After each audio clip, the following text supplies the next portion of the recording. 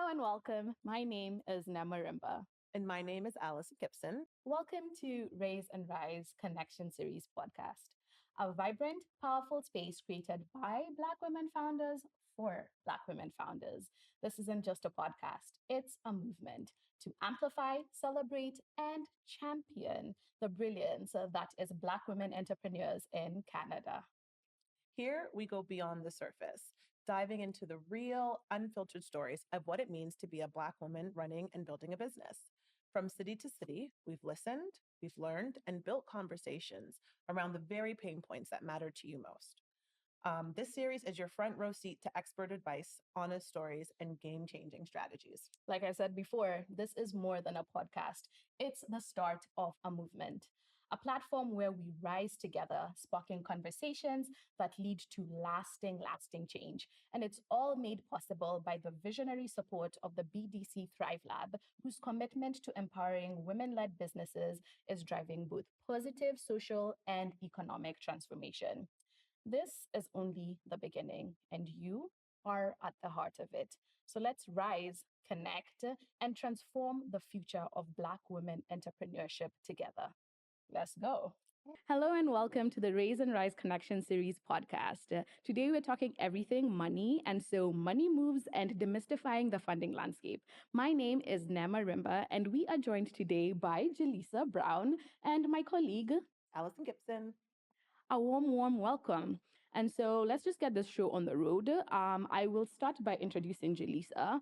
And actually, I do not like to talk for people. I think it's good for us to be able to big up ourselves. So, Jillisa, over to you. Give us a quick little introduction about you and what you're all about. Thank you so much for having me here today. I really appreciate being welcomed into this space. So, my name is Jillisa Brown. I am the daughter of Grace Brown, who is the daughter of Delcina Mitu, who is the daughter of Amanda Smelly, who's the daughter of Maud Dennis. And I always show up 100% myself in the space. And to the Black women that are also watching this, it's so important to bring your authentic space and bring who you truly are. So that's why I always show up with my ancestors on my back and on my shoulders defending me. In this space, I have also actually jumped into the funding world around 7 years ago when I learned about the Social Finance Fund. Around that time, the Canadian government had announced that they had $755 million to put out for social finance. And, they claim to want to reach BIPOC communities, but not many of us or none of us really knew what was going on. And so I entered that space in the hopes of allowing to provide more folks with access to information. And that rolled into some many very cool opportunities, including me being on grant review committees, loan review committees. I also was the former executive director of a group called the Table of Impact Investment Practitioners, which we brought together a community of practice for fund managers across Canada that were also interested in the Social Finance Fund. And so through those opportunities, I was able to learn a lot from the social finance intermediaries that find themselves in the space and that are also wanting to invest in BIPOC communities. In addition to that, I also run an accelerator program for Black women called the Sisters in Solidarity program. And so through that and the work that I'm doing at Funding Impact, I've been able to support entrepreneurs with investment readiness. And so I'm so glad to share my experiences with you all today. Thank you so much and welcome. It does look like you've been doing the most, but the most in the very best of ways. Yeah. We love that. We love that. And I think you started to touch into it. And I'll literally just like hop into it. Um, can you share a little bit about your journey with funding and venture capital? Like you've spoken a little bit about it in your introduction, but yeah, tell us a little bit more with these committees that you've been on for grants, loans, some of your exposure, with the social finance fund, all those elements. Tell us a little bit about that. Absolutely. So I'd say that my first venture into the entrepreneurial world really started with partnerships and collaboration. I really had the opportunity to come together with community in order to solve a problem. And because we were able to partner together and figure out how we can partner with others, especially those that have funding, we were able to, push the needle forward.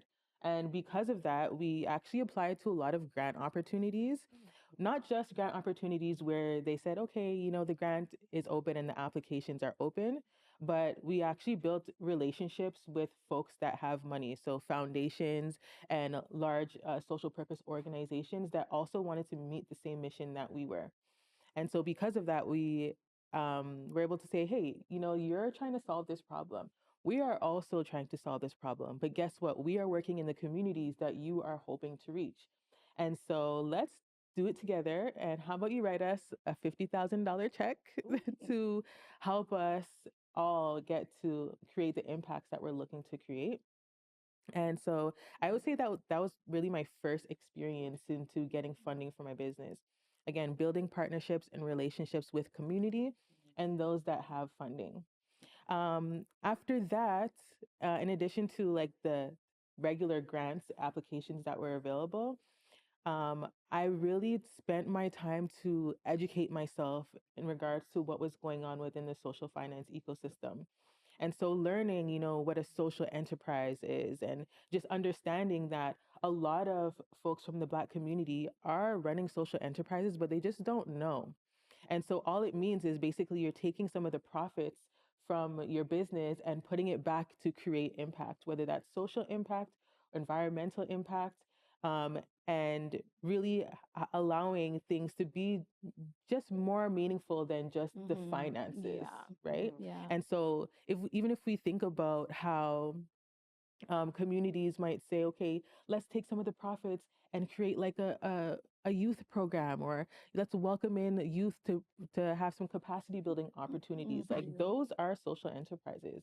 And so, just allowing ourselves and community to be able to identify ourselves in this space was always very important.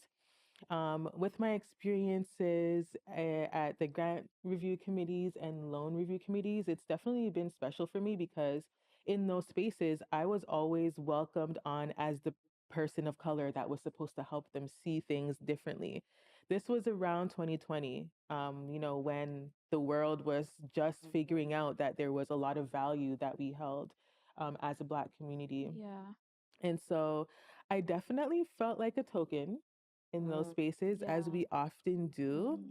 But even then, I really had to speak out for myself, but also for community and let them know, like, just having me in the space, of course, it supports in a way, but it's also not as productive as you think because in these spaces, so this had happened during COVID. And so on the grant review committee that I had sat on, naturally some people got sick and they were able to step away from the table and have somebody else come in and replace them. But for me, being the only Black person in the space when I was ill or, mentally incapable of doing the job, if I had stepped back from the table, I mean, that means that there's no Black person at the table anymore. And so that was very mentally stressing for me. And I had to speak out and let the funders know, like, hey, this is not okay. I see that you're trying to solve the problem, but there's definitely greater ways to do this by inviting more folks at the table and not feeling like, the problem is solved by supporting one Black person. Yeah. I mean, it's nice to be included. It's nice to be in the room, but it can't all fall on your shoulders. It's a lot. It's a lot. And so you mentioned a few things in terms of like grant review committees, venture capital. And one of our goals for this is to, of course, share knowledge and information, but really just break it down and demystify this whole world of funding. So, what would you say are the key differences between, say, someone looking for funding for their business that might go the route of venture capital versus other funding options like grants, a traditional loan, or anything like that? Yeah, so I'd say venture capital is basically private investor that invests a large amount of money within your business. That can be anywhere from $10,000 to $100 million, depending on what stage you're at in business. And because they're taking the risk at investing this money into your business, there also comes with some loss for you as a business owner. So that means that you're losing some equity, meaning that some of the portions or shares of your business no longer belong to you. They belong to the venture capitalist or the investor. And so that's definitely something to consider as you're making this decision. With this also means that some of the decision-making power no longer belongs to you. And so you definitely want to ensure that you're considering some of these things. Yes, gaining investment in your business is super important and helpful, but you need to understand that you lose some of the decision-making power within your business in doing so. Um, uh, with grants, it's a little bit different because you are not losing decision making power. However, there are definitely some frameworks or requirements that you have to live within. So, grants are really great. They're non repayable. They're non-dilutive, which means you don't lose any equity in your business. However, you have to stick to the rules. And so sometimes what I'm finding is that entrepreneurs want to go for grants or squeeze themselves into a grant simply because it's non-repayable, but it's not always like aligned with their actual business. So it kind of takes them off of their path. Yeah. And grants are a lot of work. Sorry to cut Exactly. you off, but like writing a grant is not for the weak. I've done It a is- lot, and I think Girl. maybe the first, let's say 20 grant applications I did, I was not successful in any way. But when I started to get better at them and like get feedback and figure out, okay, this is how you write a grant application, it's time consuming. It's literally a is. full-time job in itself. So that's something It people is. should be aware of. You don't just like send in this little application and get the money. It's a lot. process. It does take like Yeah. 5 million years. Like it's literally giving an eternity later. Yeah. And I think also there's that element of competition because it's like, non-repayable. Yeah. A lot of people are just kind of like, okay, fine, let's go that route. So it ups the competition. But then Absolutely. again, to your point, sometimes there's like some of that rigidity insofar as, okay, the grant is 50,000, 100,000, 300,000, whatever, to be used in XYZ kind of ways. There's XYZ reporting, like that's associated with it. So there's that kind of like rigidness. And then to an extent, there's also kind of like the short term nature of like grant funding in itself. It's like, Right. okay, we'll give you this for X period of time, right? So then once that well dries up, you kind of have to look for what is it called? Water in other places. It's like the grant hustle. Like you get one, but then it doesn't stop. You're always looking for the next source of water, right? So it's not as streamlined as of a funding process, I would say, is like working with an investor or going the venture capital route. There's lots to learn. To your point, it is a little bit more risky. You're giving up equity in your company, amongst other things. But once the money, you secured a source of money or a pot of money, typically it's a little bit easier to continue accessing funding or getting more investors. I say easy lightly because also that's not for the weak either. We'll talk about that later though. But yeah, that's such a good point. Yeah. But the one good thing then I would say, with all those things aside, I feel like if we're looking at like targeting like specific communities at different like intersections, whether it's like, Black folks, Black women, you're going to see a lot of like, targeted grants, which at least then that like if your pool will look like XYZ kind of people because they're trying to also elevate that given group. And I think that's definitely the pro when you're kind of looking, and especially earlier on in your business, you're like, oh, where can I look for money? Where am I trying to dilute myself the least? Where am I trying to like go, as quote unquote, where I'm wanted? I think that's definitely one place that grants really come through. The one 100%. thing that we didn't touch on though is loans, which like Allison and myself went across the country talking to a lot of Black women founders. And one thing that did come up was, of course, like, folks, loans is a route that they go, but like how it might work in their favor and how it might work against their favor. But even before they get to that, one big thing was like, I don't even qualify for the loan, or they're telling me I don't even qualify for the loan. So let's talk about that. Yeah, let's talk about that. Yeah, and I think that one thing that folks that are giving out loans right now needs to consider is the fact that a lot of people of color have a lot of money trauma related to loans and credit. And so that's a lot of times the reasons why folks are not always going out for the loans, because they feel like they don't qualify. And so for those that are providing loans, it's like also consider the fact that if you have like a 35% commitment to invest in Black or BIPOC communities, also consider the fact that the investment needs to be a little bit more catalytic. We can't be saying like, okay, you need to have 3 to 5 years of audited financials, knowing that it's a startup business. They're Right. not going to have that in place. Maybe let's consider the fact that maybe interest rates coming down can also support these communities. And so I think that like keeping those things at top of mind is important, but also those that are putting themselves in a position to gain loans. It's all about strategy, Yeah. right? I think that the reason why a lot of folks fail is because they think it's just another way to gain money into their business, not thinking, okay, what are the strategies that need to be associated with this? How am I going to pay back the loan? Am I generating enough revenue, or do I have the opportunity to generate enough revenue in the case that things just don't work out? How am I going to pay this loan back at the end of the day?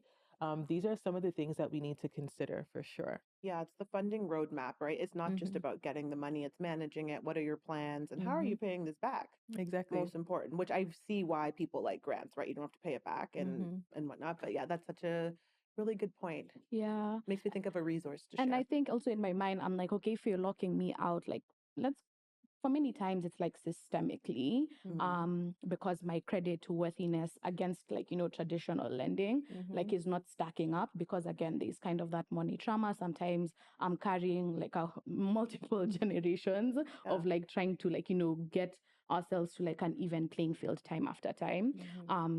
It's also then important to be like, okay, fine, if this is not where I can land, where else might be pragmatic for me, like, to go. So like sometimes like, CDFIs, like credit unions, they might have like, better like lending practices. They themselves have a lot of like community mandates to support innovation and spur like movement within small businesses. So that's one avenue. I would say also like peer-to-peer lending. Now it's starting to kind of pick up. Kiva, I think recently I also saw, is it Wovio? Like kind of Wovio those, is lit, yeah. exactly. But essentially, I think what you're kind of highlighting is like go where you're welcomed. Go after the money that also is interested in you, right? So I always say to founders that I advise, everyone's like, I want to work with investors. I want to, get venture capital funding. And I'm like, cool.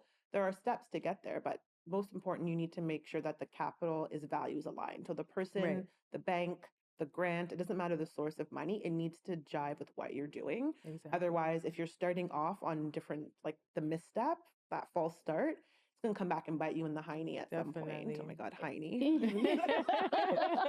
the caboose. But I think what you're highlighting, whether it's a credit union, it's a really cool, new lending platform like Wovio. There are solutions out there. And I just think you need to look for the capital or the funding that aligns with what you're doing and not worrying about the outside noise, or everyone's talking about venture capital and investors. That's nice.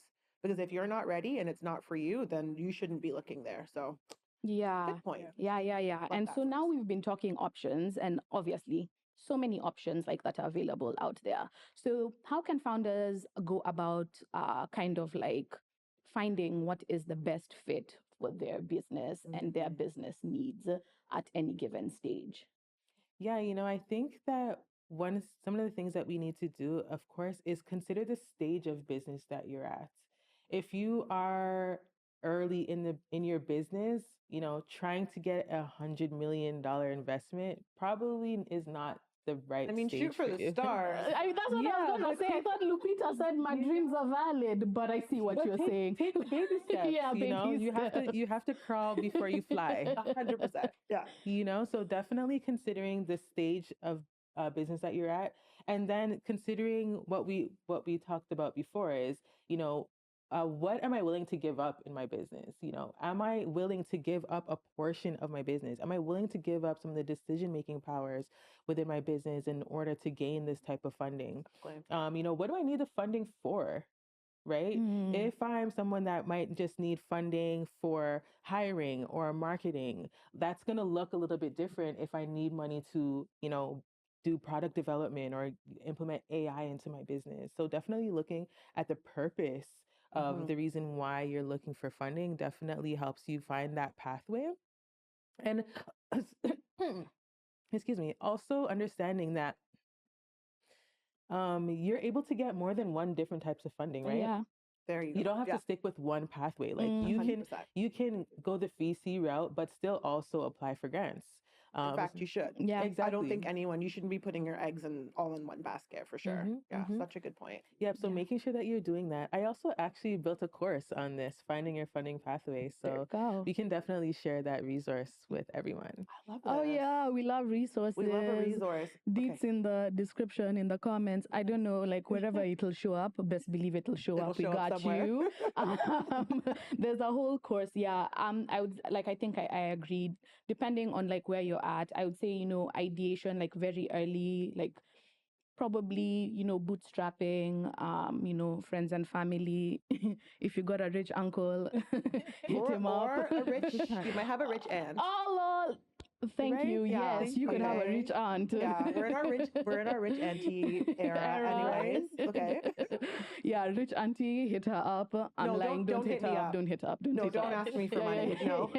yeah. But yeah, like super early, it's gonna look like grants. It's gonna look like bootstrapping. It's gonna look at like family and friends. Sometimes you have like some of those like really really early stage angels who like will also come on board. And then I feel like then like as you go next step, then you start incorporating like some of those VC dollars, maybe we're going a little bit extra ham, like with the grants.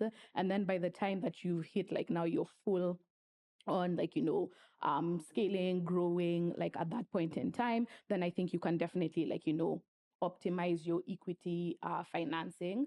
One thing we do see quite a bit working with founders is the issue where like folks started a little bit too early with like VCs and angels, and so by the time they're getting into later stages of their businesses, they're so overly diluted that like you've done all the hard work, you've invested all this time, you've built this startup like on your back, and then you have like 2 shillings worth of it, right? Well, there's nothing in it for investors and angels, by the way, angel investors. They typically, like we see them investing in earlier stage businesses.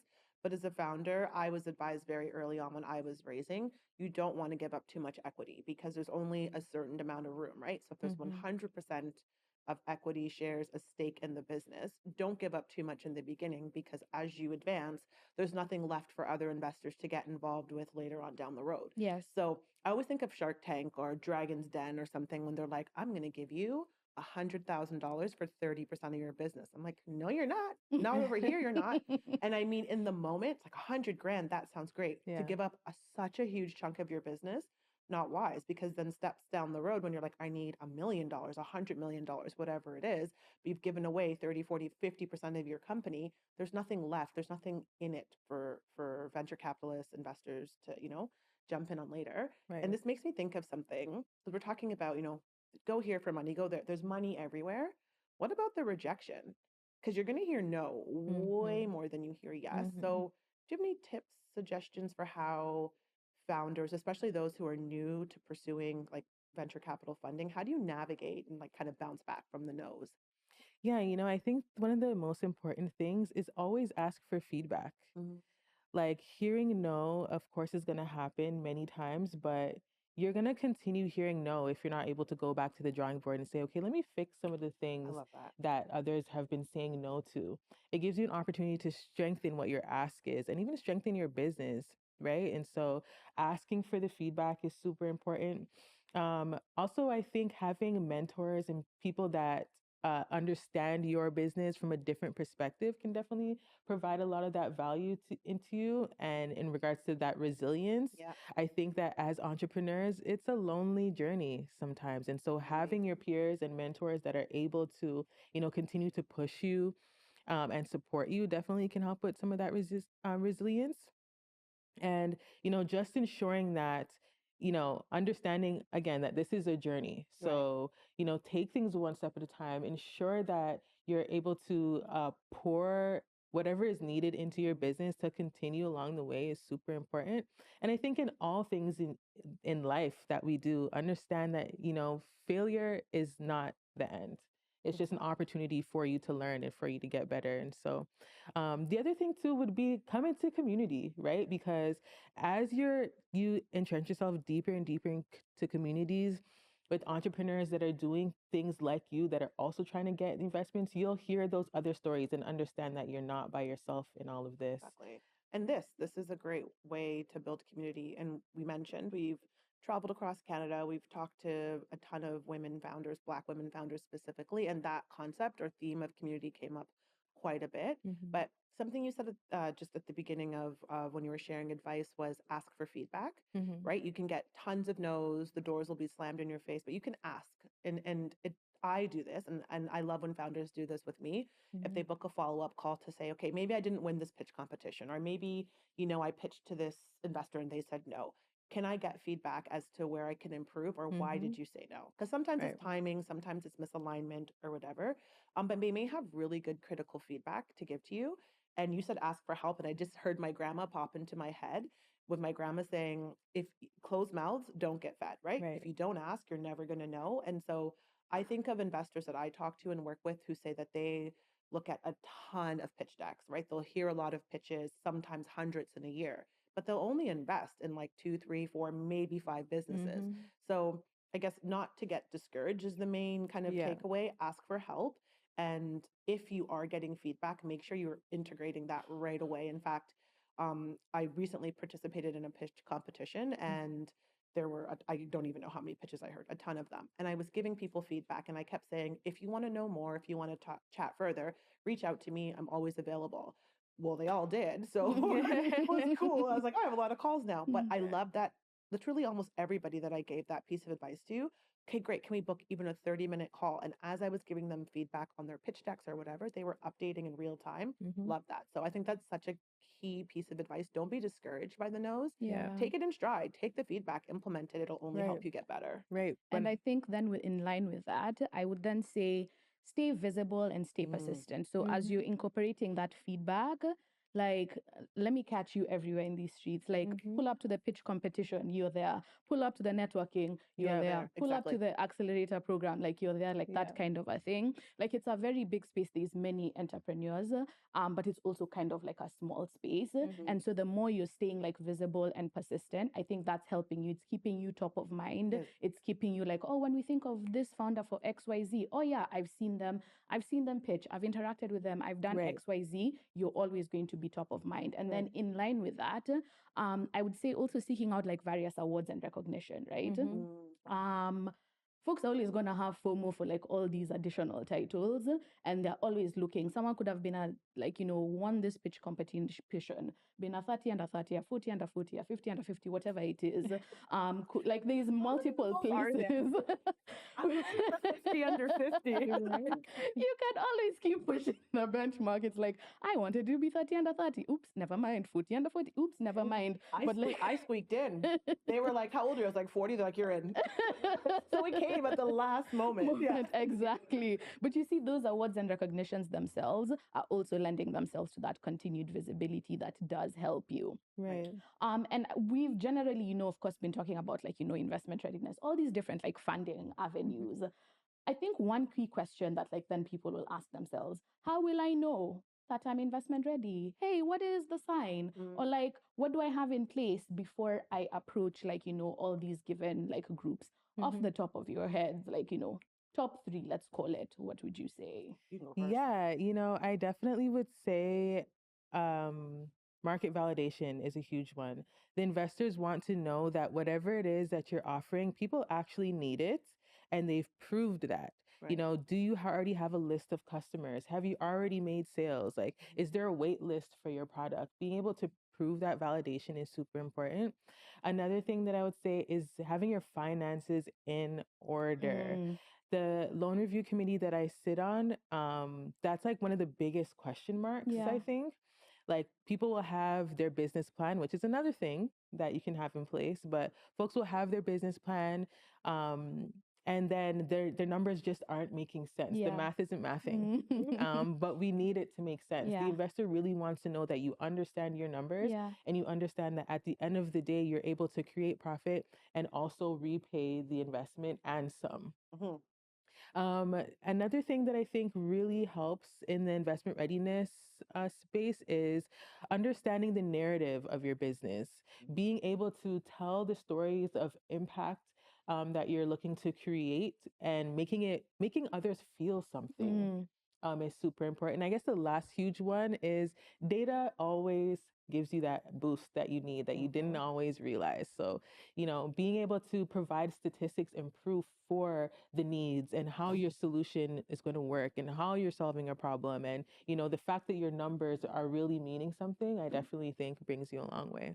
No, that's I love that. 100%. Anything data driven, I Yeah. find like people like are thirsting for the knowledge and the information. Mhm. And so that's a key point of feedback I often give to founders. It's like you're making these claims, but it's not rooted in any fact, any data, any numbers. It needs to be a little bit tangible. Mhm. I think that's such good advice. I wouldn't add anything other than what I hear about as much as people are investing in your business or the idea you have, they're investing in you. Mhm. So make sure that you self promote, big up yourself, talk about yourself, Yep. right? Like women in general often get that feedback when in pitching um, that perhaps they don't perform as well when compared to men because they don't brag or boast enough, right? They're very rooted in like, here's what I'm doing.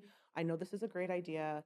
Give me money. And Mhm. people are like, but did I feel it? I didn't believe what you were saying, or I didn't connect with you is often what women would hear, or I didn't see your personality shine through. Like, here we go. Okay, cool. So I always tell founders, make sure you're leading authentically, you're speaking, of course, you're into your truth, your values, and what you're proud of with this business. But as much as people are investing in the business idea, they're investing in you because Right. we know a large amount of businesses fail, especially from first time founders. That doesn't discourage banks, investors, anyone from investing in you. And so I've heard this time and time again from investors that they're looking for someone who has those entrepreneurial qualities. So if you can demonstrate that to whoever, if you're in an interview at a bank, you're pitching to an investor, it's the same thing. They want the same information, but they want to see that you have what it takes. So that just say this business venture doesn't take off or it needs a little tweaking, you have what it takes to kind of pivot, roll with the punches, or even start from scratch again. Right. It gives them a lot of confidence in that, oh, okay, she knows what she's doing. Yeah. And I think the final thing that I would add is yes, you have all these different things, Mm. but know them too. So Mhm. I've had like, sometimes, I found I'll come with like this really robust like financial projection. And it's kind of like, okay, walk me through it, might have a highlight. You start like asking specific questions, and it's like a bit, a bit, a bit, a bit. And I'm Yeah. like, okay, cool. You can be like that. But like over time, like you learn these things and putting your best foot forward before you meet these investors, these banks, like all these different like funding options, is that like you are on top of your game. You know your T's are crossed out, Yep. your I's are dotted, Practice, and your data practice, room is like practice. completely set. I said data room just in case, like, some folks need like some context for that. We'll have like a glossary of terms, just so that you can get like all this information. There is a couple of additional, like, funding options. Like, we didn't talk a lot about like crowdfunding and whatnot, but we can share a little bit more information on that. And so then, like, as we are kind of like, coming to close, we've been talking about like, the funding landscape, and, all these different things that are there are definitely some biases that come into play. So, at risk of centering these biases and challenges, what I'll ask instead is how can the funding landscape in Canada evolve to better support like Black women founders? And in thinking of this, you can think of like the challenge and then the solution that could come from it. Yeah, I definitely say that um, there isn't as much data as we would like to be available for Black women founders. But we do know. So I started by saying there was $755 million put out by the Canadian government. That is only one chunk of funding. There is a lot more. However, less than 1% of Black founders received backing from the government funding. And so there's a really big problem with that. I think that a lot of funders are focused on diversity, equity, and inclusion. They figured out that they need to be more diverse. They said, okay, let's include more people, but then you're throwing them to the back of the line, right? And so I definitely think there's a lot more consideration that needs to be involved with allowing folks to be able to like receive equity in Yeah. this space. And so, again, like ensuring that the funding is catalytic, understanding what the needs are. I think that's another big issue is that a lot of funders say they want to welcome more diverse folks. However, they're not speaking to them straight off of the bat. So because a lot of Black women founders are not a part of the design process, whatever they're creating ends up missing the mark. So I definitely would say have more conversations, listen to what the needs are, and figure out how we can do some of these things in more productive ways, to ensure that the folks that you're trying to reach actually have the ability to be eligible for the funding. I think that's very, very, very important. The mic was on. Yeah.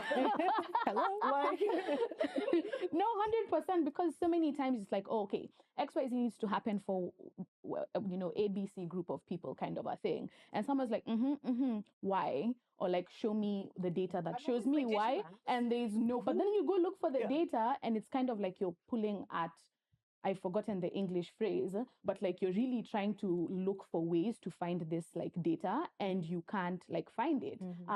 Pulling teeth. It's trying to Yes. find the data is like pulling teeth, right? Yeah. And so like, yes, we need to bridge those data gaps. Yeah. But then on top of that, like going to like what you said in terms of how the money was accounted for. Yes, people are like, oh yeah, we have these DEI initiatives, 1, 2, 3, but like there's no data to tell me like how much or what went where. So then I think the next step beyond that is then the accountability on some of those metrics, right? There should be a level of accountability to provide transparency on that, because if you said that you had like X millions and you gave a part to underrepresented communities, but like say you had 100 million and like 300,000 of that is what went to those communities. You see, if we're giving that like accountability, for you to then come and say 0.3% with your chest is going to be a problem, I right? don't want 0. I don't want anything. Exactly. Yeah. And I love the comment about data, and like quick shout out to New Power Labs for doing that. So if Yes. you're a founder, honestly, if you're anybody and you're looking for info and stats, we can include this in our resource Yeah. list or whatever we're doing. Hot tip, New Power Labs is the only organization I know that's looking at how capital flows or doesn't flow to underrepresented communities, and the numbers are disgusting. They're all Completely. like you said, 1%. I think the highest number of anything I've heard for capital flowing is like up to 3% of funding. It's like, that's not enough. So that's such a good point, right? Yeah. We need to really be talking to those that we're trying to work with and serve, but making sure that they are centered. Participant-centered design is a Yeah. thing for a reason. Yeah. So I love that. Yeah. Yeah. And then I would say, last but not least, amplifying those success stories, Right. because they are success stories, right?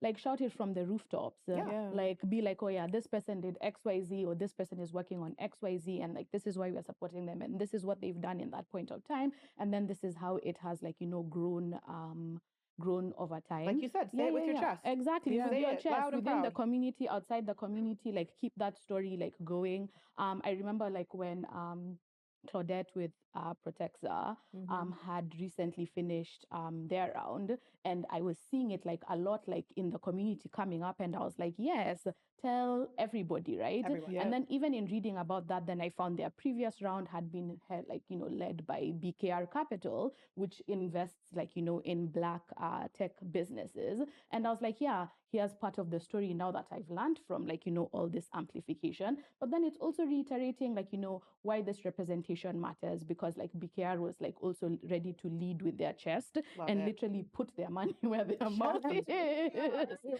BKR. Because they believe in supporting that, and like it has that like ripple and domino effect, and it's catalytic, like you said, right? One feeds into the other, feeds into the other. So yeah, shout it from the rooftops. Of course, we wanted to get into a lot more, but in the interest of time, just gonna do like a quick parting shot. Any parting shots? Floor is yours. I definitely would say again, thank you for having me in this space. I think a lot more folks need to listen to Black women. So definitely wanting to see more of that. But thank you for leading the way. And for myself, I would say come and find me, because I'm like really deeply entrenched in the social finance world specifically, which means I know a lot of the funders. I'm working with entrepreneurs in regards to investment readiness and also impact measurement, which also helps us figure out those accountability pieces. So connect with me. connect with her, and where can folks find you to connect with you and keep this discussion going? Everyone can connect with me on LinkedIn at Jillisa Brown. I'm also on social media. You can find me at Funding Impact. Fabulous, fabulous. Thank you. Thank you Thank so much you. for this conversation. I think it's been a great start. We're going to be, sharing a lot more resources. We're going to be sharing where you can find Jillisa. And then hopefully, all together, we are, moving this conversation forward, and we are in corporate speak, moving the dial. You're moving the dial.